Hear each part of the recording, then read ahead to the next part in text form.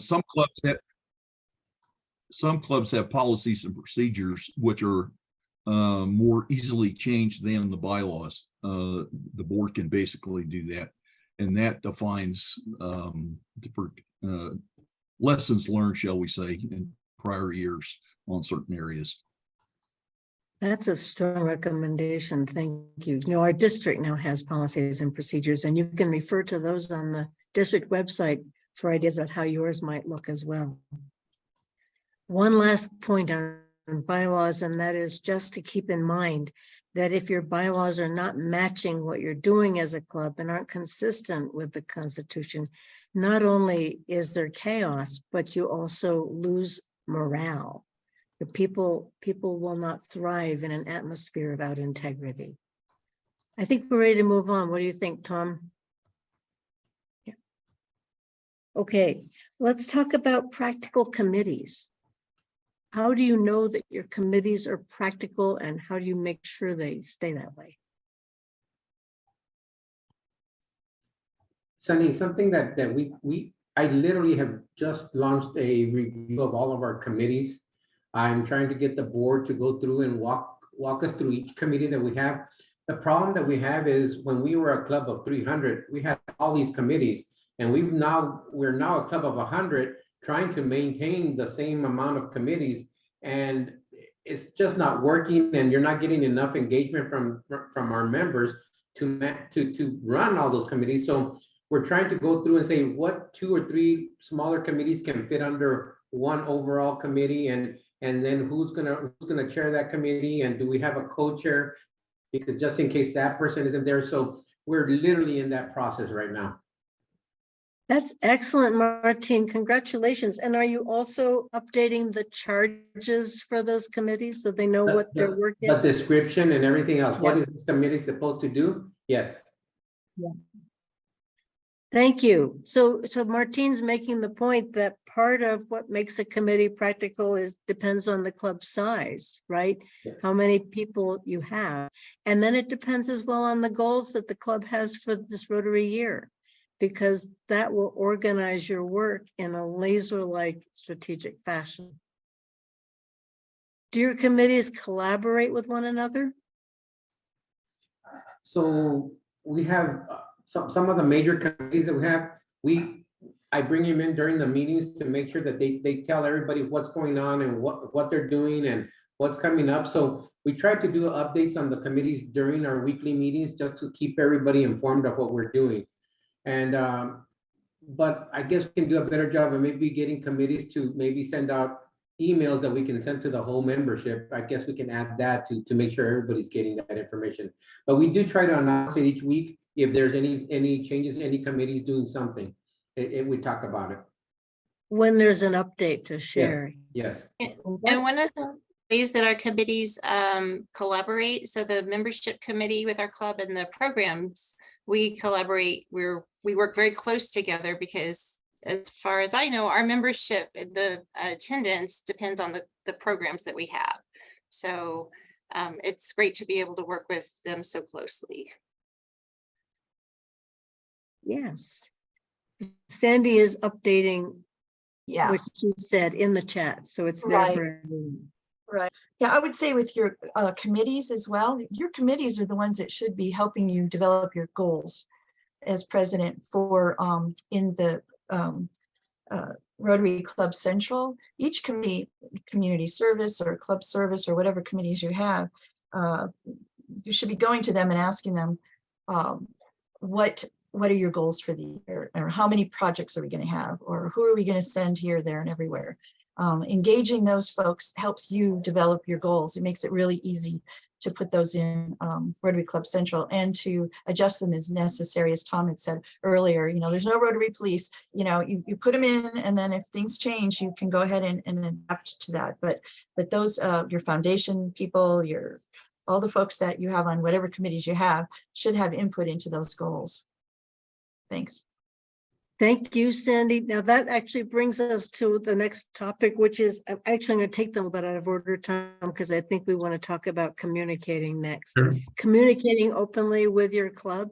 How do you make sure the club knows and is aligned on the goals that have been established by the board and the committees.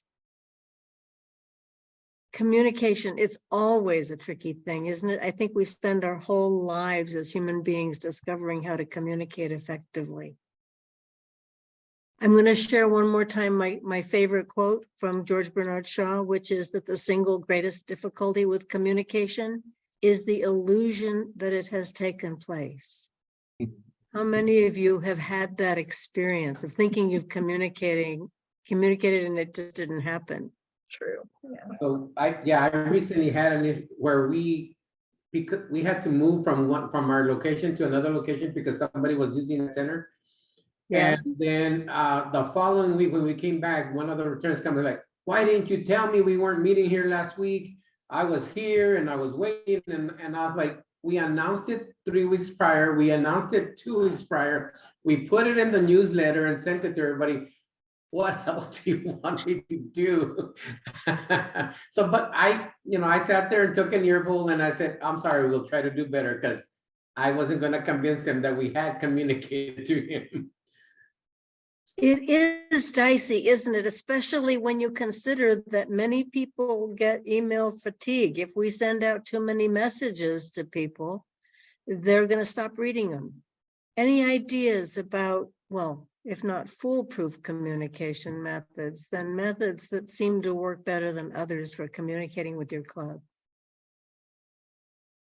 I said at the end of the agenda, it's like, reminder, everybody, we will not be here next week. But if that person wasn't there, they didn't hear it. But the email and the newsletter is the backup. I don't know what else to do at that point. Yeah. As I said in the last with the last group, use every method at your disposal to communicate. One email is not a communication. Multiple methods, such as Martine described, and you're always going to leave a few people behind. You just know that's going to happen, but hopefully you'll get most of the people. And we did.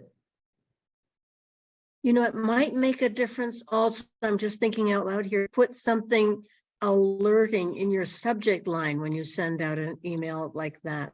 You know, urgent, please read, Rotary, not meeting here next week. You know, something like that, because that can distinguish it from all the other emails they're getting from Rotary and everyone else.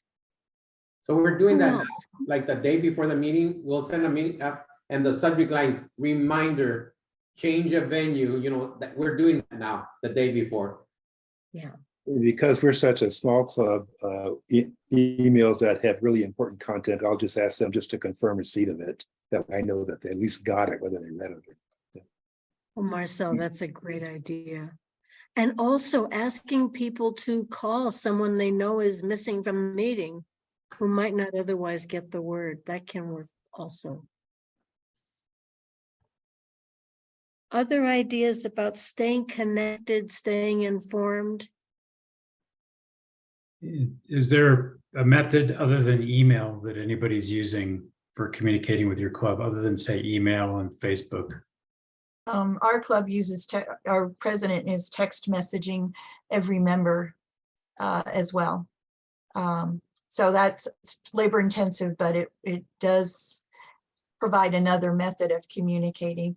And you're right. I mean, generationally, a lot of people prefer a phone call than a text or an email. A lot of people don't care about email. So we have a Caring Hearts Committee. I think somebody mentioned where they go and have a card, you know, send a card to someone who hasn't been around. We have Caring Hearts, that's part of membership, that calls or contacts members as well, physically or not physically, but, you know, any means possible to try to get a hold of those people. So yeah, so you just got to try, like you said, communication is tricky, and you just got to try whatever means possible to get folks to come. And sometimes they still won't, but you know what? They're still sending their money. That's the other thing too. Isn't it right? I mean, they are donating, and some of them are older and they just don't participate as much as they used to, but they still provide the finances, which is helpful, and they are contributing. And I like the idea of the nursing home. You know,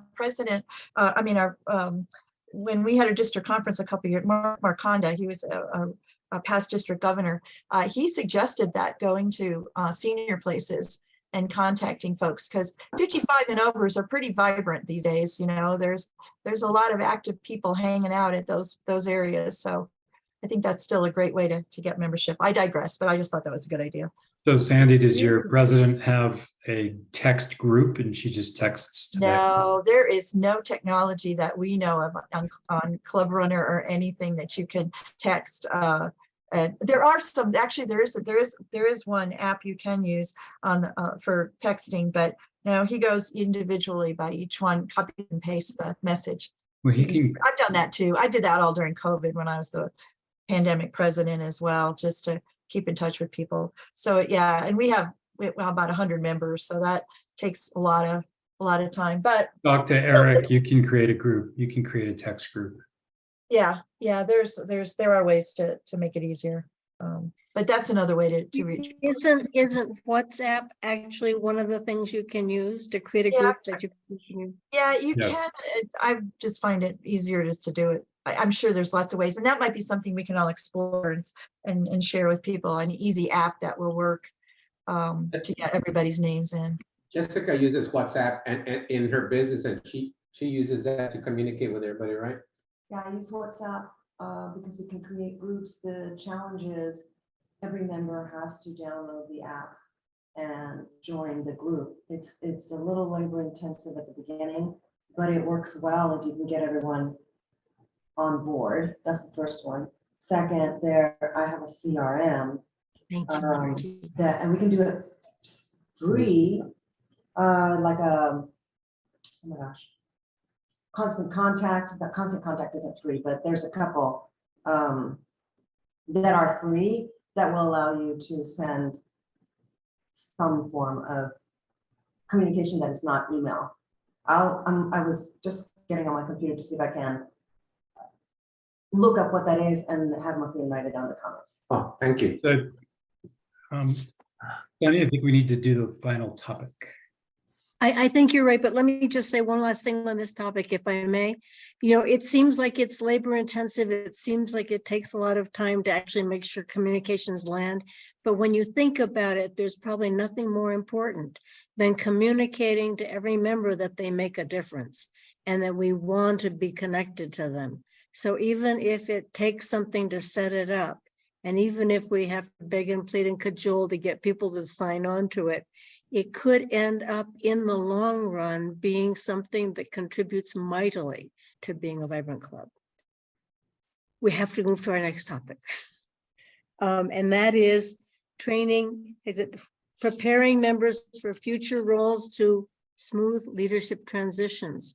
I want to remind you of what Jeff said in the plenary session about the distinction between having a succession plan and making sure people are actually prepared to lead. They're not quite the same thing, are they? How are you making sure people are prepared to lead?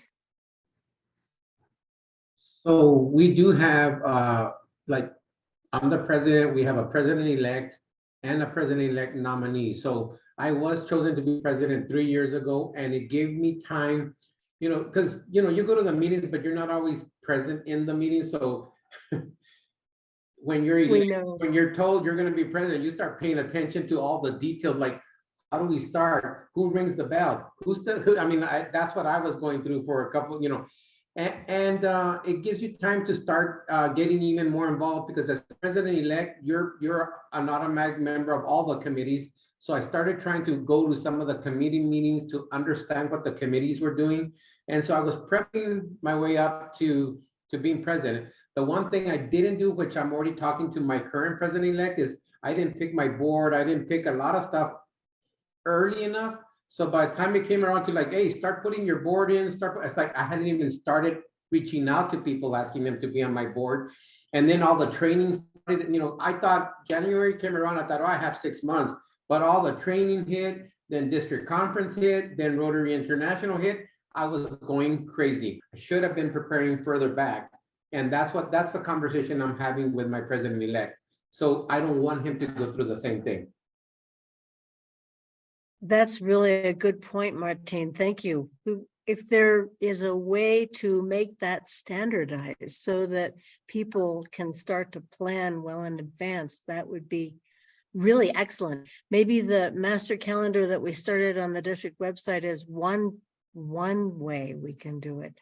And we will be making sure that everyone gets the word about when PETS is scheduled well in advance, so you can plan on that as well. I think the more basic problem that a lot of clubs have is they don't identify who the president nominee is going to be until like 2 days before the president. And some of you may know or may not that month or so ago, we had roughly 60% of our clubs had no officers for this year in the RI database. Oftentimes that was, they didn't have presidents. And you just cannot start the day before you take the job and be very effective. Now, this, what I'm about to say, will probably resonate with Sandy. When I said, I relieve you, sir, to take command of that ship, that meant that from that instant on, that ship was mine. And if I was going to make any changes, it had to have been done in the time before I said I do. And because you know you're responsible, and it is unreasonable from my perspective to expect a president to come in cold and be able to run the club, because there's all sorts of stuff that has to be done. You've got to have a budget before for the year that you're going to do. You can't spend 6-8 months spending money and then say, oh, well, darn, got to have a budget. Oh, by the way, that's a requirement in the RI bylaws. You just can't do that. And how are you going to engage your committee chairs?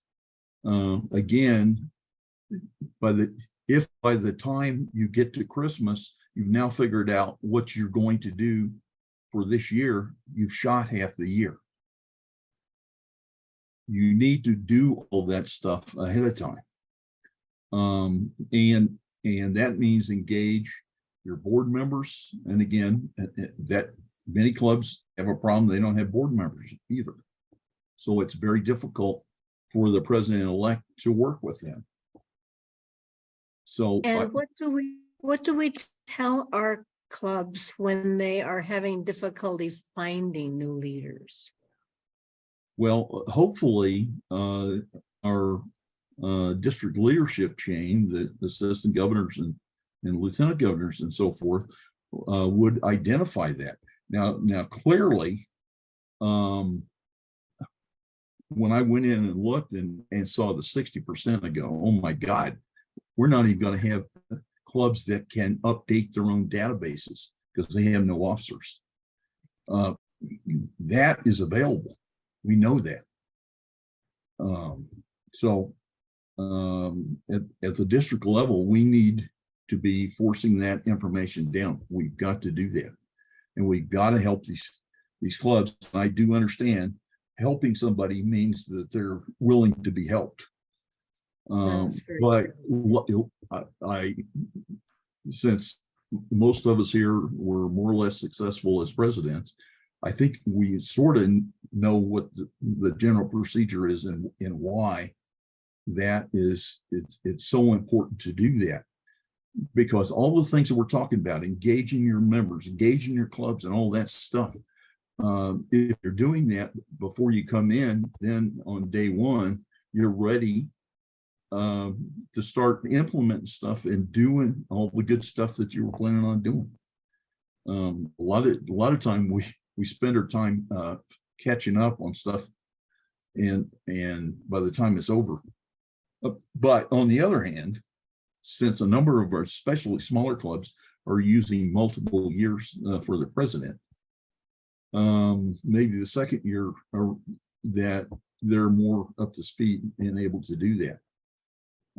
I do realize that for small clubs, the fickle finger of fate comes around more often than in clubs of my size. So That's let me enough for just me. Yeah, go, Tom. quickly interject. Tom, thank you for that. Even a club the size of Santa Fe's Rotary Club has problems sometimes finding leadership. I remember being on that committee for presidents. We went through person after person after person trying to inspire them to step into that role. And I think one of the best tools goes back to the discussion about committees, and that's the sort of the bench. Somebody mentioned in the chat that you have to have a bench of leadership, and that bench is the committees and the committee leadership. So really important to have vibrant committees so that you have a bench to choose from and select from and to become club leaders. well, and if your committees are vibrant, it'll be easier to get a president to lead them because it doesn't look like you're dragging them along behind you. Go ahead, Tom. Yes, it all works together. amen, Sandy. Yeah, you should be training your replacement. In the Rotary Club of Albuquerque, presidents come from the board. Yeah, That makes sense.